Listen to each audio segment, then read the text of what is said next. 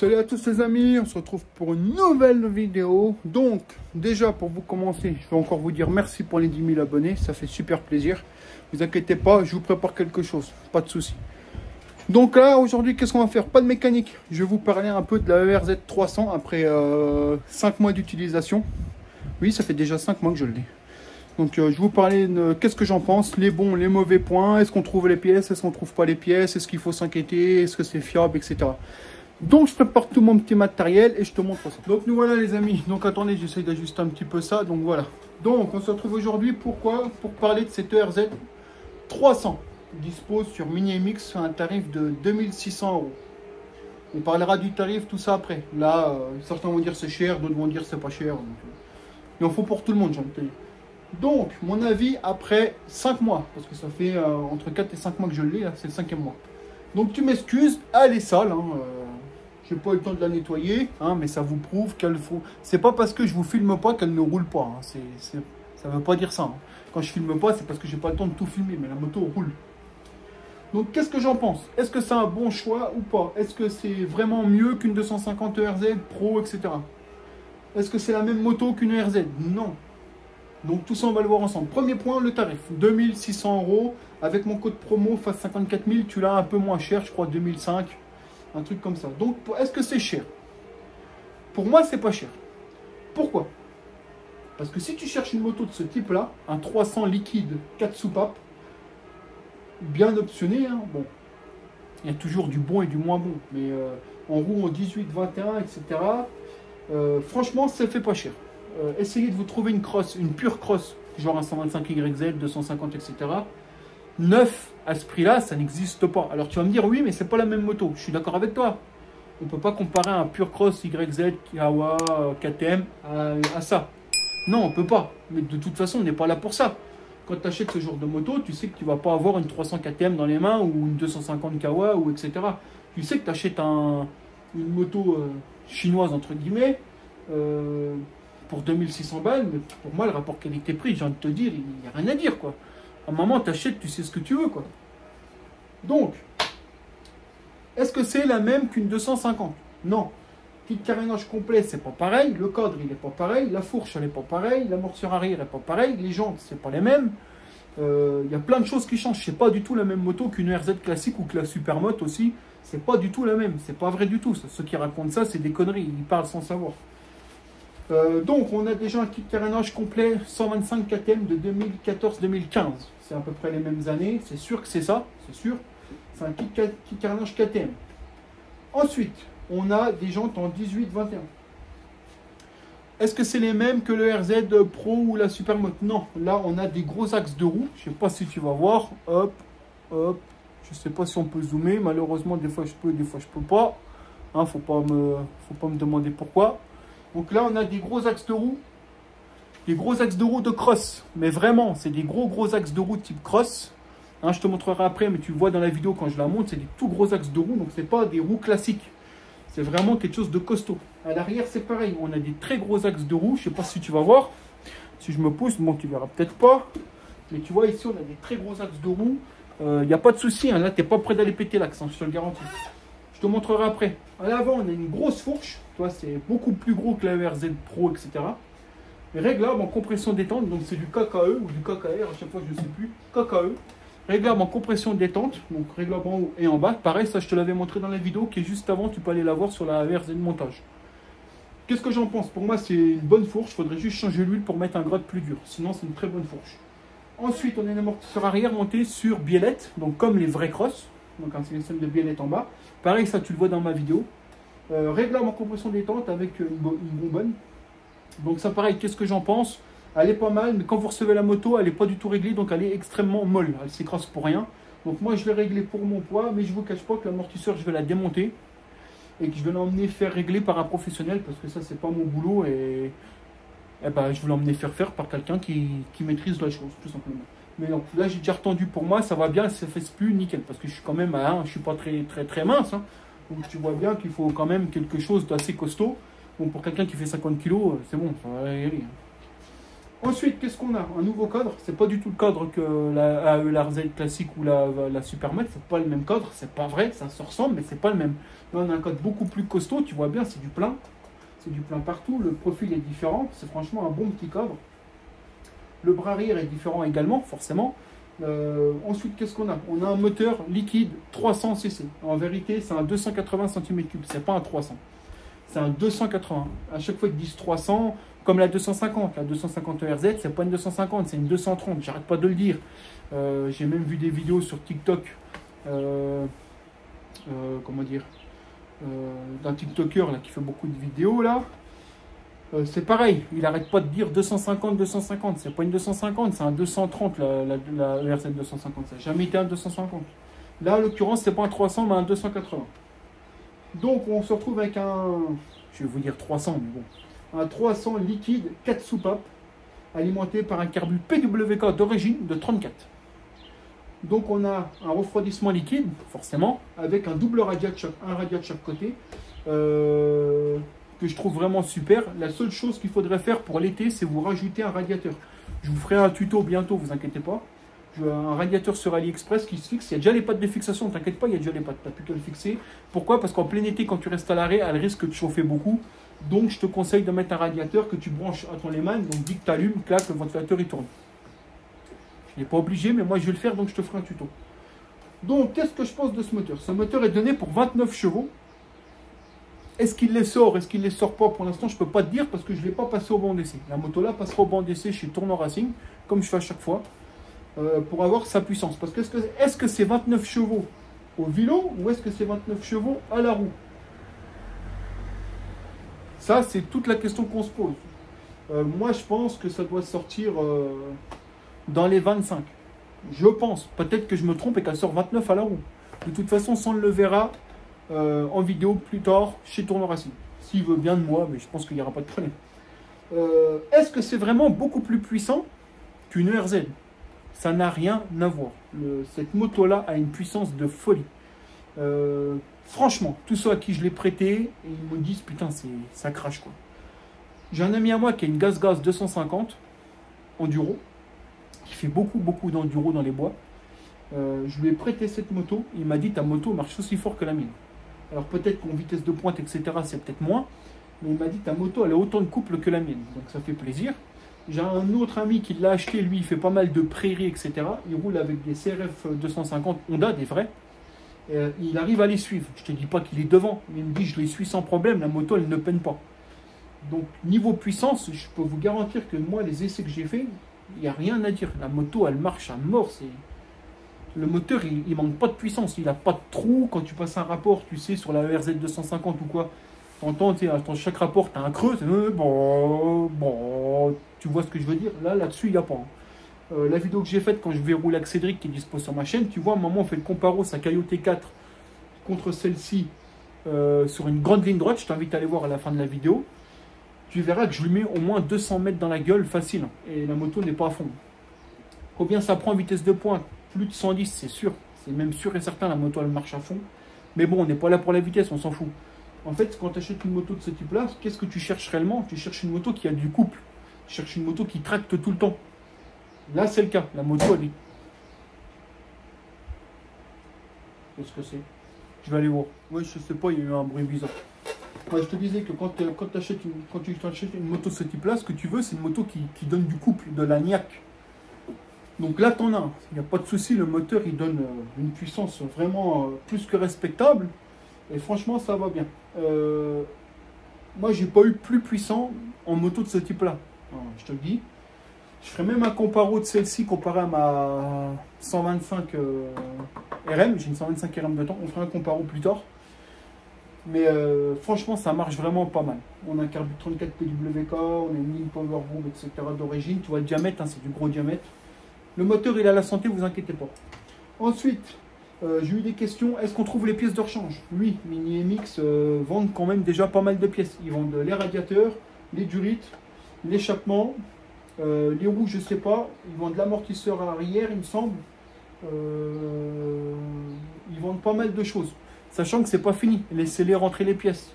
Ils vont vendre pas mal de pièces de la moto, ça c'est sûr. Boîte air, etc. C'est déjà dispo. Réservoir, c'est dispo.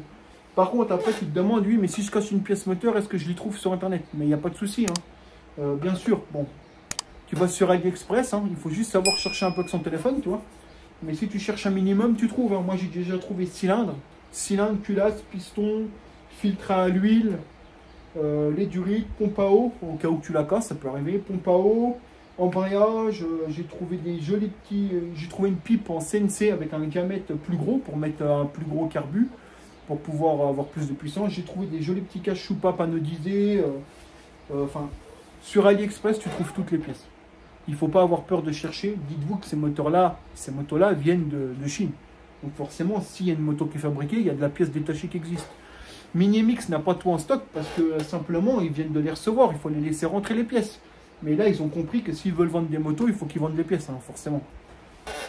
Donc, vous inquiétez pas, les pièces sont dispo. Ensuite, j'ai eu des questions qu'on m'a dit, bon, elle a un démarrage électrique. Elle ne démarrera pas, je n'ai pas d'essence. Mais tu as un démarrage électrique.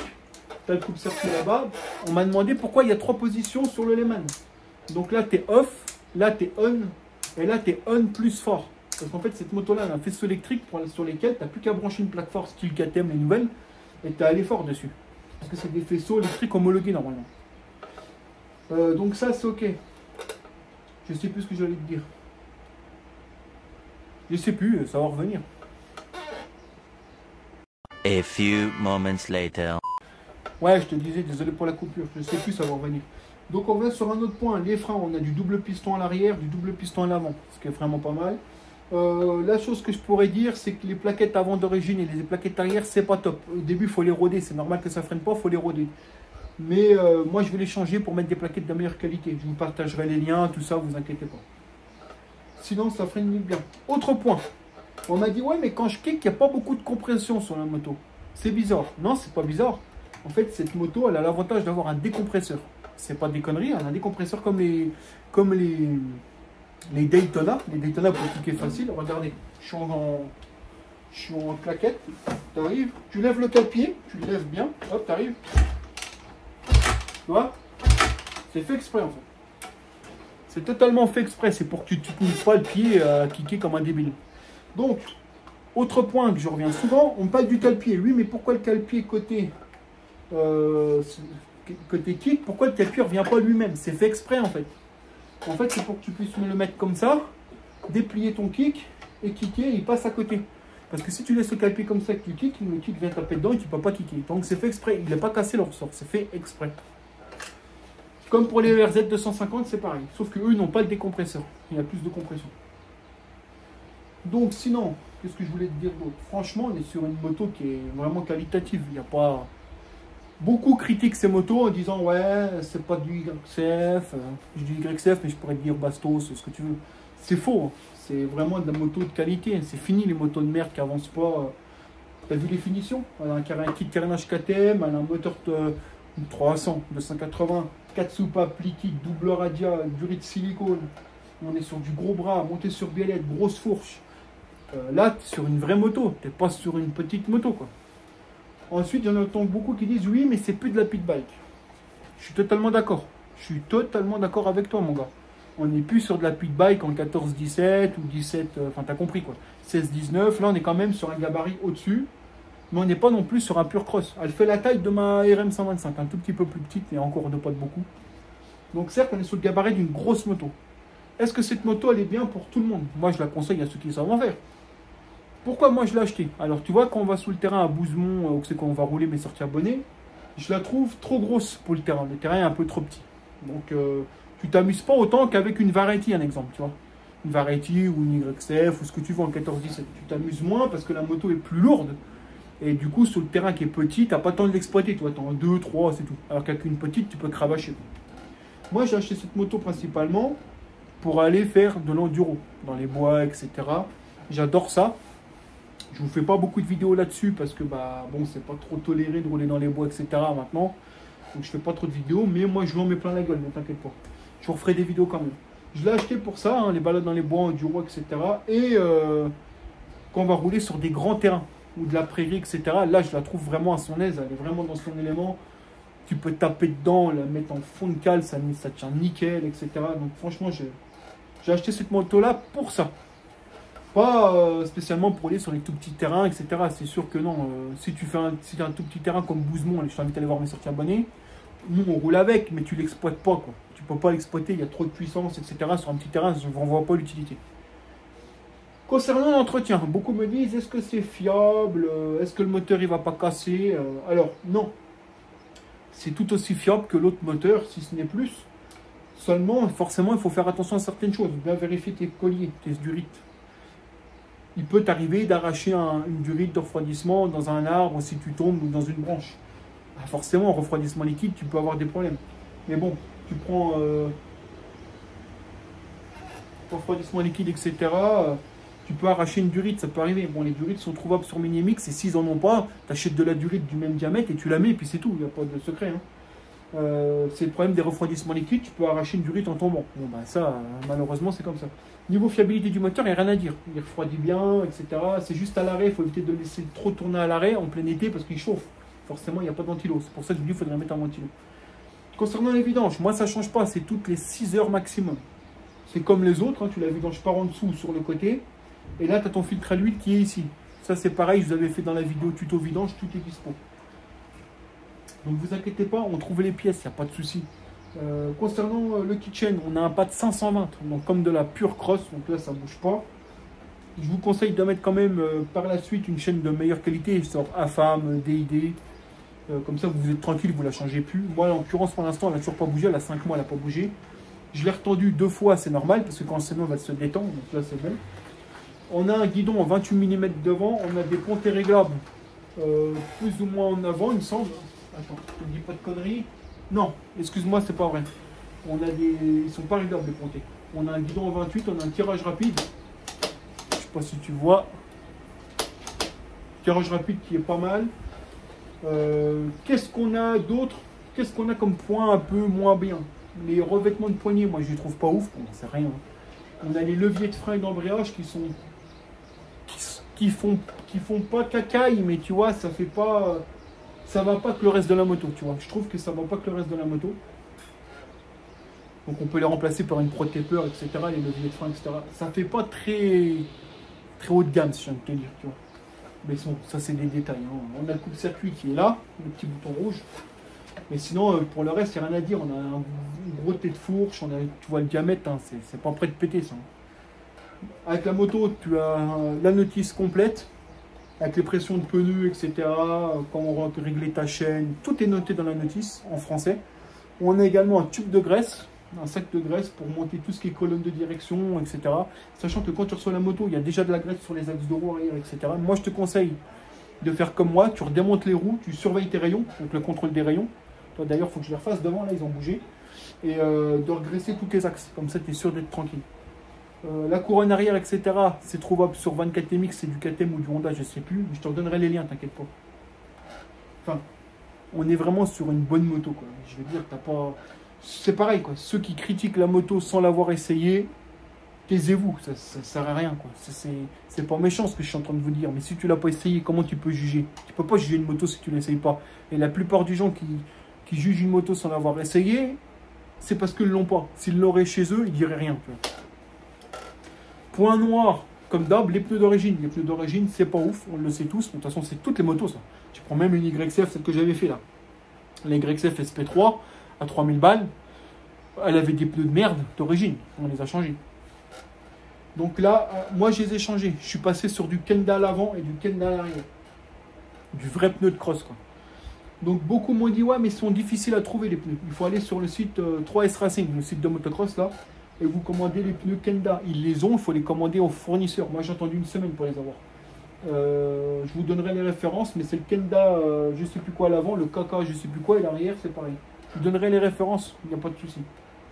Il y en a pour 200 €, 250 € de pneus avec les chambres à air renforcées. Forcément, plus la taille est grande, plus c'est cher. Mais vous avez des bons pneus. Après... est-ce que tu as envie de mettre des bons pneus ou pas? Je sais pas. Moi, je sais que je me suis déjà éclaté le genou avec des pneus de merde. J'ai glissé, je me suis éclaté le genou. Je peux te garantir que maintenant, toutes mes motos, je mets du bon pneu. Ça, c'est clair. Les Kenda, je les ai posés. On a roulé dans la merde.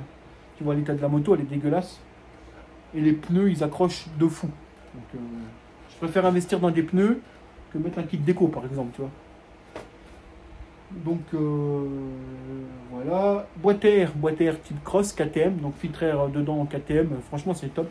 Je vais te faire un peu le tour. Moi, il n'y a pas trop de place dans le garage. Je vais te faire un peu le tour.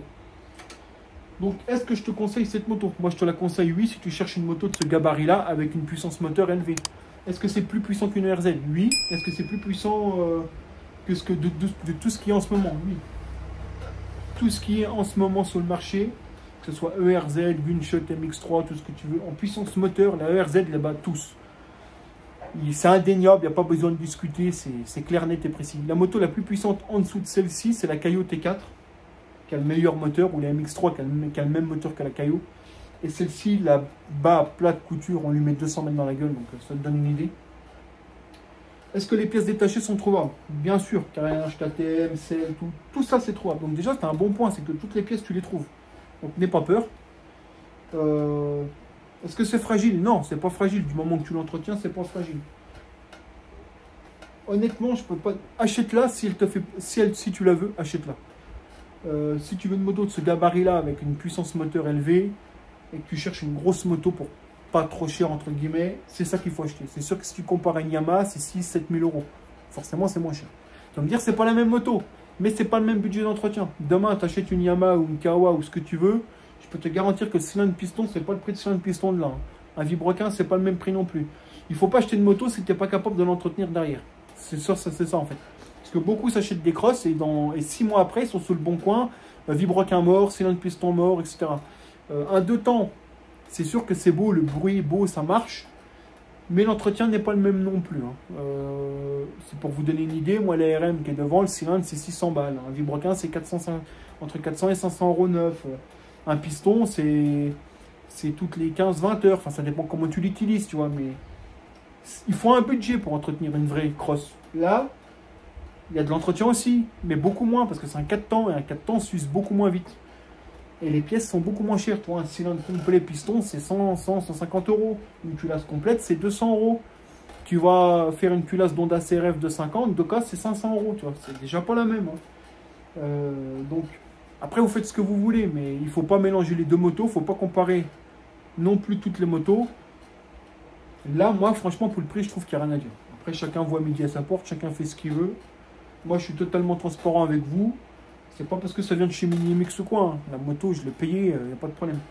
Moi, je vous donne mon avis. Il y a du bon et du moins bon. Je t'ai dit, les amortisseurs, il faudrait changer l'huile pour la mettre à ton poids, on va dire. L'arrière, c'est pareil, il faut la régler, parce que quand tu la reçois, elle n'est pas réglée. J'ai fait un tuto là-dessus, tu peux aller voir. Donc, tout n'est pas parfait. Mais pour 2500 euros, je vais te dire, il n'y a pas de souci, quoi. Sachant que tu as une moto puissante, tu as quand même plus. Ils annoncent à 29 chevaux. Moi, je pense qu'elle ne doit pas être loin de les développer. Est-ce qu'on peut la booster? Bien sûr. Moi, j'ai déjà une ligne d'échappement qui se traîne là-haut qu'il faut que j'installe. Je vais mettre une double sortie. On peut mettre un cylindre plus gros, un carbu plus gros, embrayage renforcé. Il y a matière à faire, c'est pas le souci. Mais d'origine, ça marche déjà bien. Autre point, je reviens là-dessus. Beaucoup me disent, oui, mais elle consomme. C'est chiant parce que ça consomme beaucoup. Ben, n'achète pas de moto alors. C'est pas méchant, mais si tu as peur de la consommation, n'achète pas de moto.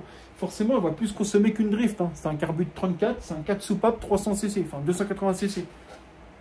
C'est logique que tu ne fasses pas 400 km avec le plein, hein, c'est normal. N'achète pas une moto si c'est pour parler de la consommation. On s'en fout de la consommation. Quand tu achètes ça, c'est pour aller rouler dans les bois, sur le terrain, faire le con. Te défouler, prendre du plaisir. Tu n'es pas là pour la consommation. Moi, personnellement, j'ai mis le plein dedans. J'ai fait mon week-end à la sortie de terrain. Après, j'ai pas roulé tout le week-end, mais j'ai fait mon week-end et il y en a encore. Il y en a encore un peu dedans, tu vois. Donc, oui, ça consomme. Mais c'est normal, c'est un gros moteur. N'achète pas une moto si tu veux pas que ça consomme. Sinon, franchement, pour le démarrer, il n'y a rien de plus simple. Je vais te mettre le starter. Bon, le starter est un peu chiant, mais c'est comme tous. Donc, tu arrives, tu allumes l'essence ici, hop. Moi, le starter, je ne le mets pas complètement, je le tiens à la main, je mets hop, le contact. Voilà.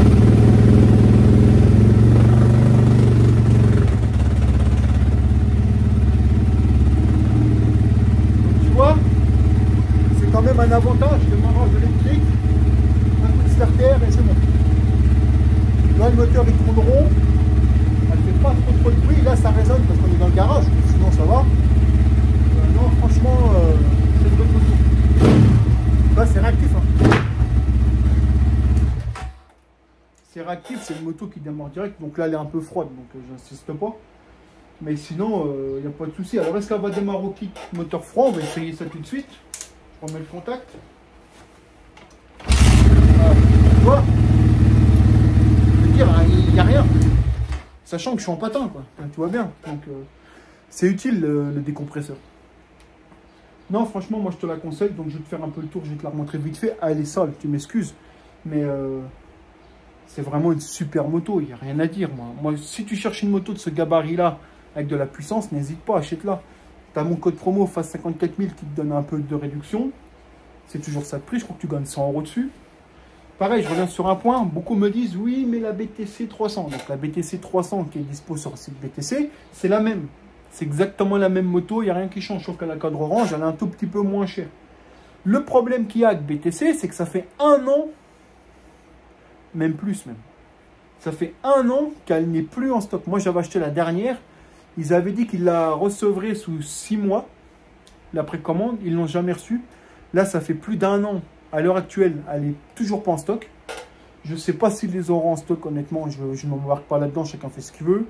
Mais sache que si tu la veux rapidement, Mini MX les ont. Tu vois, là, à l'heure actuelle, là, ils ont tout vendu, Mini MX.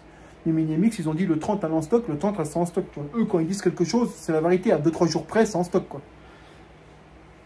Parce que je pense que Mini MX a l'avantage de les acheter en très grosse quantité, donc ils ont l'avantage d'avoir les motos plus rapidement. Je pense que c'est ça. Après, je ne suis pas chez Mini MX, j'en sais rien. Mais je pense que c'est ça. En tout cas, si tu veux la moto, tu sais que tu peux la trouver sur Mini MX. La BTC, c'est exactement la même, sauf qu'elle a cadre orange, mais elle a quand même des détails elle a quand même des détails que celle-ci a en plus. La BTC, tu vois, les protège-fourches là. Là, ils englobent tout. Tu vois, tout le bas. Toi, tu peux pas l'enlever en dévissant la direct. Ça, la BTC l'a pas. La BTC, elle a une finition du cadre qui est moins bon que celle-là, je trouve. La peinture ne tient pas. Elle a le bras arrière qui n'est pas totalement pareil. Elle n'a pas la même cartouche. Elle n'a pas les mêmes écrous de colonne et tout là. Celle-ci, elle est mieux finie. Moi, je la trouve mieux finie, celle-ci. Après, sinon, ça reste les mêmes motos. Donc là, je vais te montrer vite fait la moto. Et puis, bon, ensuite, ça sera bon. Donc, tu vois, la voilà. Donc, comme je te l'ai dit, hein, moi, elle roule. Hein. Bon, elle est sale, je ne l'ai pas nettoyée, tu m'excuses, mais on s'en fout en même temps. Donc, tu vois, elle a bien des gros axes de roue, de crosse, des vrais axes de crosse. Réglable, tu vois, il y a le réglage en dessous. Réglable en haut, hein, comme d'hab. Des gros têtes de fourche, tu vois. Je te mets mes doigts à côté, c'est gros, hein, j'arrive même pas à faire le tour. Des jolis petits écrous en alu. Donc, fourche KKE, réglable en compression détente. Tu vois, guidon en 28. Le beau petit moteur liquide. Amortisseur arrière sur bonbonne, réglable en compression détente, monté sur biellette, donc comme les crosses. On a le gros bras arrière avec le tout gros axe de roue comme les crosses, c'est pareil, c'est exactement pareil. L'étrier double piston. Donc ça c'est pareil, hein. Ça c'est pas ça faut pas que ça soit rempli, ça s'appelle un récupérateur. Ça en fait c'est pour éviter que ça coule par terre, tout ce que le moteur rejette quand tu prends des bosses etc, ça repart là-dedans au lieu de tomber par terre. Donc ça sert à rien de vouloir le remplir au mini maxi, c'est totalement faux, hein. C'est un récupérateur, ça sert à rien. Là tu vois, moi il est comme ça, il est très bien. Donc petit sélecteur en alu CNC. On a, oh, tu m'excuses, elle est dégueulasse, hein. On a la grosse couronne en 6 points de fixation, la grosse chaîne. Enfin, tu vois, c'est vraiment... Moi, c'est une moto que j'adore. Enfin, pour le prix, il n'y a rien à dire. Donc, voilà. Donc, tu m'excuses, je crève de chaud, là. Je ne sais pas si tu vois, mais bon. Donc, qu'est-ce que j'en pense? Pour moi, c'est un rapport qualité-prix vraiment top. Comme la BTC, hein, sauf que moi, je préfère celle-ci parce qu'elle a quand même des finitions un peu plus haut de gamme. Après, c'est les mêmes, hein. Mais la BTC, tu l'auras jamais, de toute façon. Donc, ceux qui ont commandé, qui ont attendu 1 an, ils ont repris la ERZ à la place. Moi, je te la conseille si tu cherches une moto de ce gabarit-là, avec de la puissance. C'est sûr que si tu cherches une petite moto, elle n'est pas faite pour toi. Donc, écoute, voilà mon avis après 5 mois. Est-ce que j'ai eu des problèmes avec? J'ai eu 0 problème. Elle n'a pas eu de panne moteur, elle n'a pas eu de problème de démarreur, elle n'a pas eu... Enfin, rien, ou 0 problème. C'est vraiment une des motos les plus fiables, il n'y a rien à dire. Je vous referai un bilan bientôt. Je vous ferai des tutos sur la moto complet, vous inquiétez pas. Et puis bah voilà, bah écoute, dis-moi ce que tu en penses en commentaire, dis-moi ton avis là-dessus, ce que tu en penses, t'aimes pas, t'as le droit, mais dis-moi ce que tu voudrais comme vidéo là-dessus, et puis on voit tous ensemble. Bah écoute, je te remercie d'avoir suivi cette petite vidéo, puis je te dis à bientôt. Allez, ciao, bye.